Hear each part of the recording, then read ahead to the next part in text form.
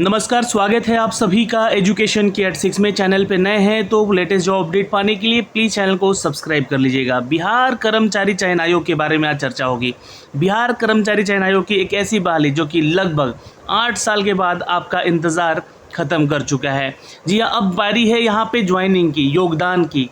तो आपको अपने किस विभाग में और क्या और कब योगदान देना है, अब आगे की प्रक्रिया क्या होनी चाहिए, लिस्ट ऑफ सेलेक्टेड कैंडिडेट का यहाँ पे अपडेट दिया गया है दोस्तों।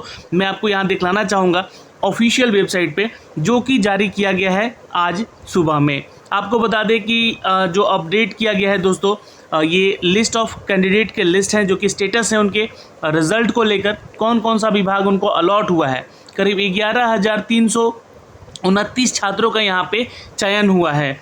और अभी देखिए बहुत सारे इसमें प्रक्रियाएं हैं। हो सकता है कि इन सभी प्रक्रियाओं को कंप्लीट करने में 6 महीना भी लग सकता है, 8 महीना भी लग सकता है या 2 महीना भी लग सकता है।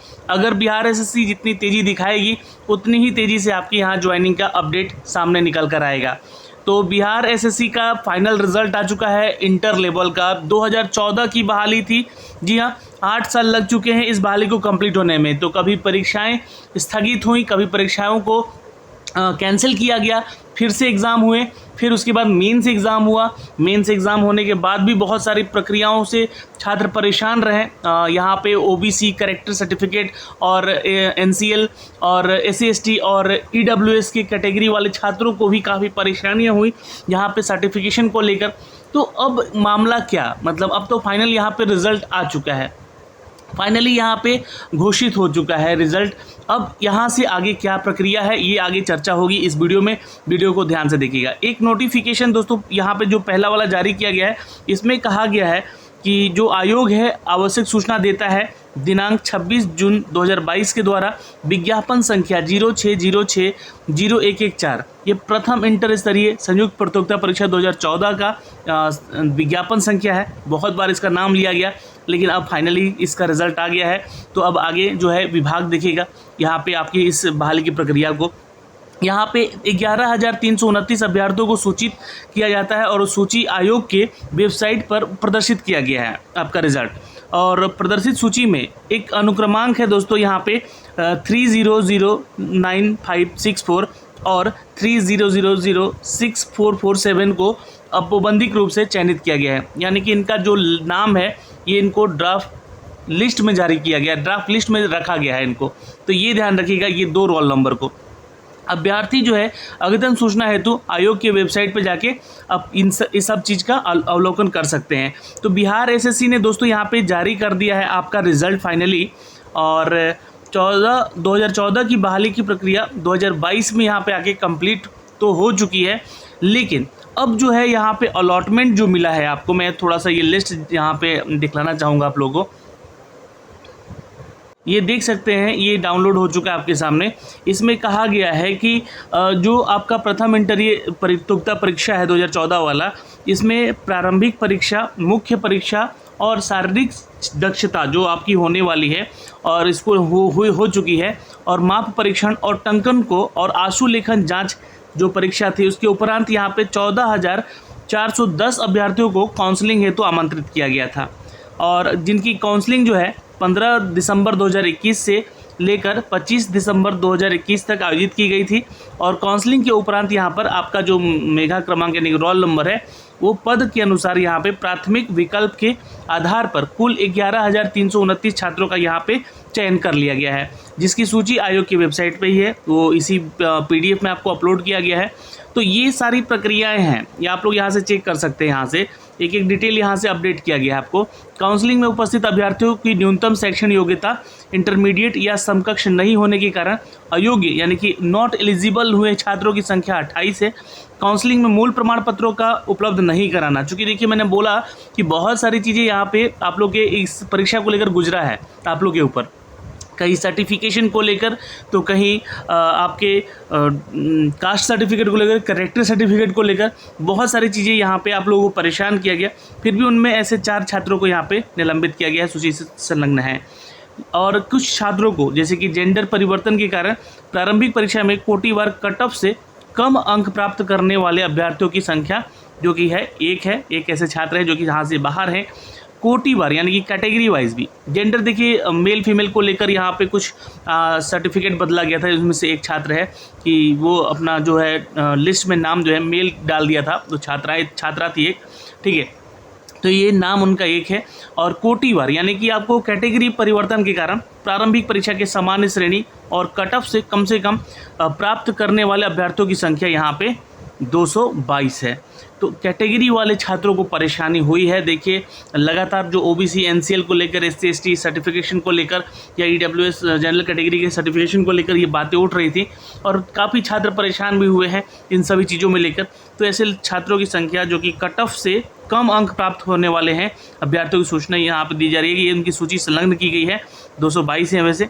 काउंसलिंग में उपस्थित अभ्यर्थियों के योग्य यानी कि एलिजिबल पाए गए अभ्यर्थियों में से जो मेघा क्रमांक और पद प्राथमिकता विकल्प पर, यहाँ पे आपसे पद का प्राथमिकता भी मांगा गया था कि आप लोगों ने जो फॉर्म भरते समय कैसा पोस्ट विकल्प डाला था, उसके आधार पर चयनित होने वाले असफल अभ्यर्थियों की सूची 1778 है। यानी कि उन्होंने फॉर्म भरते समय गलती की थी, पोस्ट प्रेफरेंस देने में यह नंबर तो था, वो पास तो थे, लेकिन उनका पोस्ट प्रेफरेंस यहाँ पे थोड़ा सा गड़बड़ हो गया और वहाँ पे उस कट ऑफ को पार नहीं कर पाए, जिसके चलते यहाँ पे इनकी संख्या 1778 है यहाँ पे।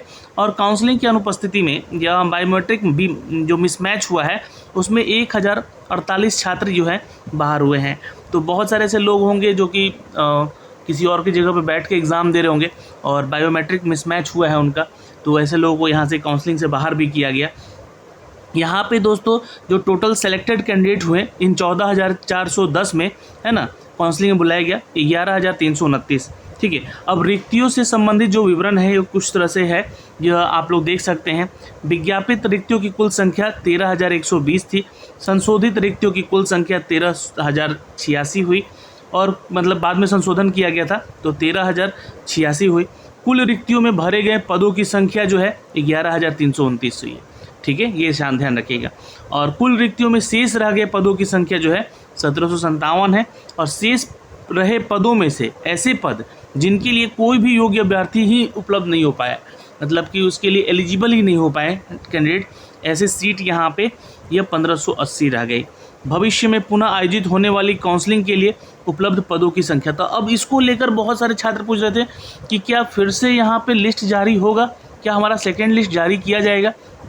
तो अभी यहाँ पे इस चीज़ को क्लियर नहीं कहा गया है, लेकिन भविष्य में पुनः आयोजित होने वाली काउंसलिंग के लिए उपलब्ध पदों की संख्या, यानी कि आगे हो सकता है कि और वैकेंसीज अगर अगले CHSL 2 अगर निकाला जाए यहाँ पे, तो हो सकता है कि मतलब SSC 12th लेवल पे अगर वैकेंसी आ गया है तो इन पदों को यहाँ पे इंक्लूड कर लिया जाएगा, ऐसा यहाँ पे कहा गया। बट अभी आप लोगों के लिए सेकेंड मतलब काउंसलिंग हो या फिर सेकेंड लिस्ट जारी किया जाए आप लोग का, ऐसा कोई अपडेट नहीं दिया गया है यहाँ पे। अभ्यर्थी जो है इनका सूचना वेबसाइट पे दिया गया है, इसका अवलोकन करते रहिएगा। और ये कैंडिडेट जो है यहाँ पे देख सकते हैं, list of candidate who were not found eligible on the basis of the required educational qualification, जो उनका एजुकेशन क्वालिफिकेशन ऐसे छात्रों का नहीं था सर्टिफिकेशन में, तो यहाँ पे आप बाहर हुए हैं 28 छात्र, ये याद रखिएगा। List of candidate who are not found eligible, ठीक है।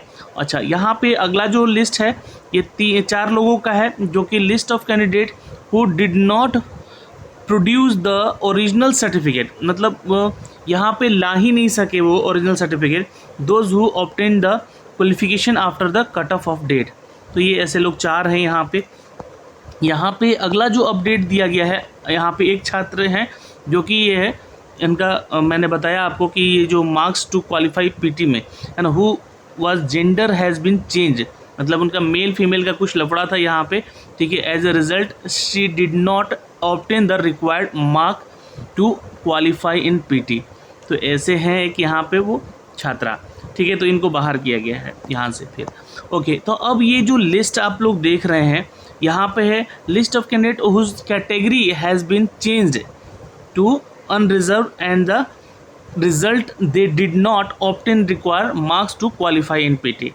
तो ऐसे लोगों का ये लिस्ट दिया गया है जो कि अनरिजर्व यहाँ पे है कैटेगरी से, और ये चेंज नहीं किया गया है और ये पीटी से डिस्क्वालीफाई हुए हैं, है ना, marks to qualify in PT but not obtain require marks. है ना, इनको उतना नंबर नहीं मिल पाया, तो ऐसे लोग हैं जिसका लिस्ट मैंने आपको ऊपर दिखलाया भी, टोटल 222 लोगों का है। ठीक है, अब ये वो लिस्ट है जो कि candidate who are not found eligible during the counselling but fail to get the post the opted the basis of their merit, उनको मेरिट ही नहीं बन पाया, यहाँ पे फेल्ड हो गए हैं। ऐसे कैंडिडेट का भी लिस्ट यहाँ पे दिया गया है। आप लोग देख सकते हैं कि कुल यहाँ पे जो इनकी संख्या थी 1700 शायद समथिंग थी यहाँ पे।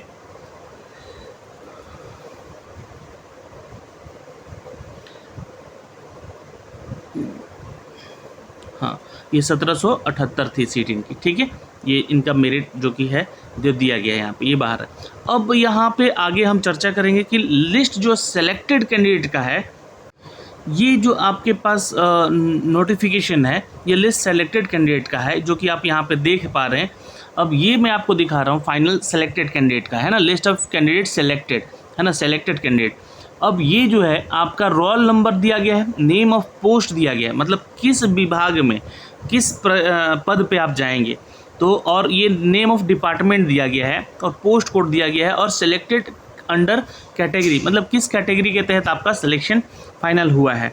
तो आप लोग अब यहाँ से इसको मैच करेंगे, है ना। नेम ऑफ पोस्ट आपका दिया गया है, तो एक बात का ध्यान रखिएगा कि जिस डिपार्टमेंट में आपका चयन हुआ है, चाहे राजस्व भूमि सुधार विभाग में हो या पंचायती राज विभाग में हो, यहाँ पे डिपार्टमेंट को एक अभी लिस्ट भेजा जाएगा, जिस लिस्ट में उस डिपार्टमेंट में जितने छात्र सेलेक्ट हुए हैं उनका लिस्ट जाएगा, तो वैसे भी लिस्ट अभी जारी किए जाएंगे।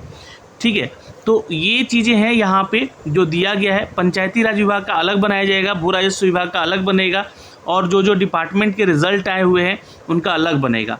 तो अब आगे यही होगा कि जितने भी कैंडिडेट सेलेक्टेड हैं, चाहे सामान्य प्रशासन विभाग में हो या जल संसाधन विभाग में हो, राजस्व कर्मचारी भू सुधार विभाग में हो या जल संसाधन विभाग में हो, जिस विभाग में आपका चयन हुआ है उसका एक अलग अलग लिस्ट बनेगा। उस लिस्ट में आपका नाम होगा। ये जितने भी सेलेक्टेड रोल नंबर्स हैं यहाँ पे आप लोग देख पा रहे होंगे, ये जितने भी हैं इनका दिया जाएगा। और अब आपको योगदान देना है अपने उस डिपार्टमेंट में जाके, तो उसके लिए आपको उस डिपार्टमेंट में फिर से आपका डॉक्यूमेंटेशन होगा, यानी कि जो भी आपके डॉक्यूमेंट चेक हुए वो तो हैं ही, अब वहाँ पे जो लगेगा वो आपके सर्विस के लिए लगेगा। ठीक है, तो डॉक्यूमेंटेशन होगा, यानी कि उसमें आपको 10th से लेकर 12th तक का सर्टिफिकेट, कैरेक्टर सर्टिफिकेट, और अगर आप कैटेगरी में हैं तो कैटेगरी सर्टिफिकेट, और साथ में आपका दोस्तों आपके आधार कार्ड, पैन कार्ड से रिलेटेड जितने भी डॉक्यूमेंट चीज़ें हैं वहाँ पे लगेंगे, आपके फ़ोटोज़ वगैरह लगेंगे। तो वो सारा लिस्ट जो है आपका वो विभाग देगा, है ना, चाहे वो किसी भी विभाग में आपका हुआ है, अपना रोल नंबर चेक कर सकते हैं। ठीक है, और जो छात्र का यहाँ पे चयन हुआ है इन सभी विभागों में आप उनसे कांटेक्ट भी कर सकते हैं अपने उस विभाग में, लेकिन अभी नहीं, अभी जब तक कि वो लिस्ट जारी बिहार एसएससी जो है उनको शेयर नहीं कर देता है। तो ये सारी चीज़ें अभी हैं, यहाँ पे प्रोसेस बची हुई है। अब इस प्रोसेस में हो सकता है कि आपका समय और लंबा खींचे, हो सकता है कि 2 महीने भी हो जाए, 3 महीने भी हो जाए या 6 महीने, बट इतना कंफर्म रहिए कि जितने लोगों का ये लिस्ट दिया गया है ये लोग जो है फाइनली सेलेक्टेड स्टूडेंट हैं और इनका यहाँ पे चयन हो चुका है। और ये काफ़ी लंबा पेज है, देख सकते हैं यहाँ पे करीब 454 पेज है इस पोस्ट को लेकर इन सभी के, है ना, जो सिलेक्टेड कैंडिडेट है। और यहाँ पे एक बात और लिखी गई है कि उल्लेखनीय विज्ञापन संख्या जो है प्रथम इंटर स्तरीय प्रतियोगिता परीक्षा 2014 संबंधित ये नंबर दिया गया इसका, बिहार कर्मचारी चयन आयोग और अन्य बनाम अनिल कुमार शर्मा और अन्य माननीय उच्च न्यायालय पटना में विचाराधीन है। अतएव उपरोक्त चयनित अभ्यर्थियों का परिणाम जो है इस संख्या में माननीय उच्च न्यायालय पटना द्वारा पारित किए जाने वाले आदेश से प्रभावित होगा। तो ये एक अपडेट दिया गया है, जो कुछ उच्च न्यायालय पटना, जो हाई कोर्ट पटना में चल रहा था बातें, ठीक है, तो इसको लेकर भी अपडेट दे दिया गया है। तो फिलहाल यहाँ पे कैटेगरी अपना देखिए, अपना रिज़ल्ट देखिए, किस विभाग में हुआ है, कौन सा पोस्ट आपको दिया गया है, और इन सभी का जांच करने के बाद अपना आप हमें ज़रूर बताएंगे कमेंट सेक्शन में करके कि आपका हुआ है या नहीं हुआ है जो छात्र का यहाँ पे रिज़ल्ट दिया गया है। आपके कोई भी डाउट होंगे तो आप कमेंट सेक्शन में कमेंट करके भी पूछ लीजिएगा, हम आप तक सारे डिटेल को समझाने का प्रयास करेंगे अपनी तरफ से, और जो आपके डाउट होंगे उस डाउट को भी क्लियर करने का प्रयास करेंगे। ठीक है, चलिए, जय हिंद, मिलते हैं आपसे अगले वीडियो में। धन्यवाद।